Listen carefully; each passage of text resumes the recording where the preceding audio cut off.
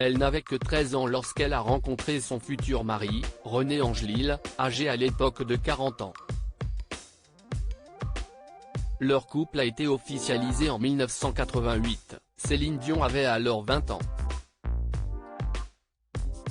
Cadette d'une famille de 14 enfants, la jolie blonde était surveillée de près par sa maman Thérèse qui avait très mal pris le fait que René ait osé la séduire.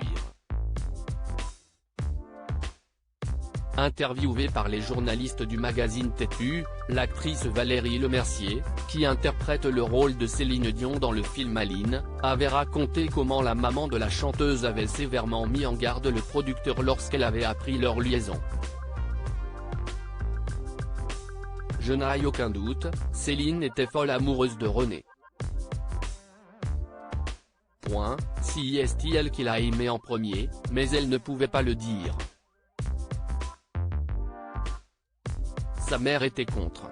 Je sais que maman Dion a écrit une lettre à René pour le mettre en garde et lui dire tout ce qu'elle pensait, a-t-elle ainsi confié. Dans la biographie officielle de Céline Dion, écrite par Georges Hébert Germain, on découvre que Thérèse avait décidément un caractère bien trempé. Lorsqu'elle a découvert, avec stupeur, que sa fille René Angelil entretenait une relation dans son dos, elle aurait d'ailleurs dit au producteur en 1987 « Je t'avais fait confiance. Céline est ma princesse. J'espérais pour elle un prince charmant. »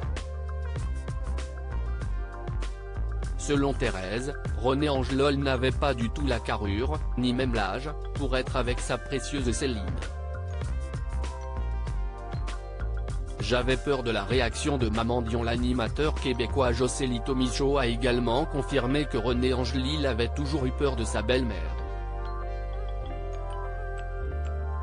Invité sur Cube Radio, il avait expliqué « Je pense qu'il avait beaucoup peur, René, de maman Dion, parce qu'elle avait quand même une force de caractère, une volonté. »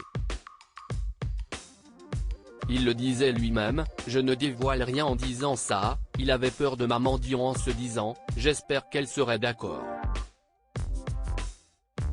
Même quand est arrivée leur relation amoureuse, il l'a dit, j'avais peur de la réaction de maman Dion.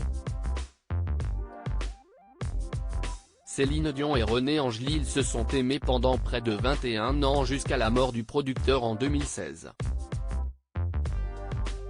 Ensemble, ils sont devenus parents de René Charles et des jumeaux Nelson et Eddie. Morte en 2020, Thérèse avait finalement tissé des liens très forts avec son gendre qu'elle avait fini par beaucoup apprécier.